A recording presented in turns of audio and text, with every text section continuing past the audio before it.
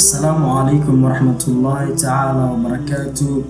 Haweenka Islaamka waxay kumanaan sano ummadda muslimiinta ay uga tageen raadad taariikh ah oo anfacay dhammaan jiilashii ka dambeeyay, gaarsiiyeyna guulo aad u fara badan. Waxaana ka mid ahaa haweeneydii noqotay horumarka ummadda, gaar ahaan dhinacyada kale ah caafimaadka, falsafadda, maamulka, xidigiska, dhaqaalaha, beeraha iyo dhanka farshaxanka. Daawade, haddaad nagu cusub tahay muuqaalka like saar, sidoo kale subscribe saar si aad ula socotid muuqaal walba aan soo geliyo channelka. Mahadsanid.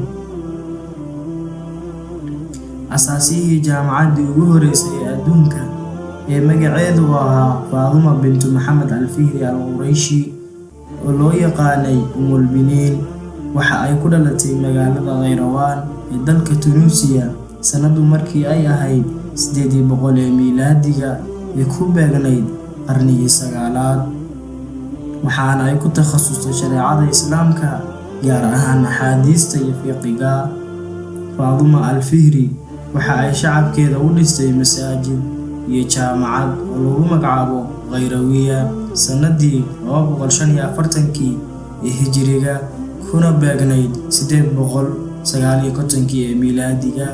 Jaamacadda Qayrawiya waa mid ilaa iyo haatan shaqeysa, waana jaamacaddii ugu horeysay ee laga qaato shahaado digrii ah oo waafaqsan habka maanta la raaco, waana jaamacad ay aqoonsan tahay hay'adda waxbarashada sayniska iyo dhaqanka ee UNESCO.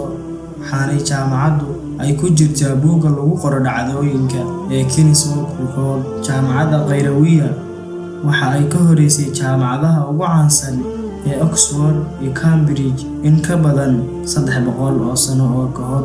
Faaduma Al-Fihri jaamacadda ay dhistay waxaa ka qalin jabiyay Maxamed Al-Idriis Al-Qurdubi, oo ahaa ninkii ugu horeeyay ee ay maskaxdiisa ay ka soo maaxatay inuu sawiro khariirada adduunka, iyo Johannes Leo Africanus oo ahaa siyaasi caan ahaa oo noolaa waqtigaas.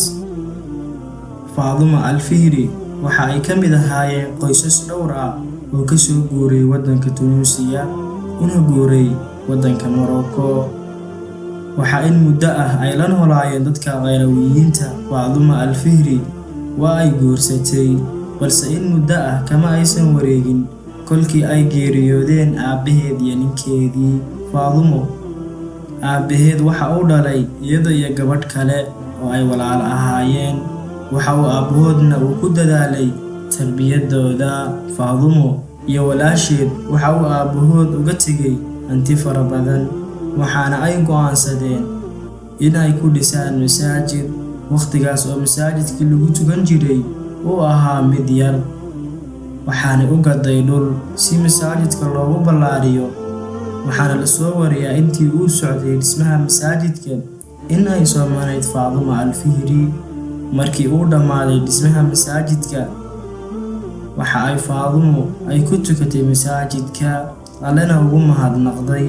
Faaduma Al-Fihri waxa ay taariikhda ay ka gashay baal dahab ah, waxaana ay geeriyootay sanadii 880 ee miilaadiga.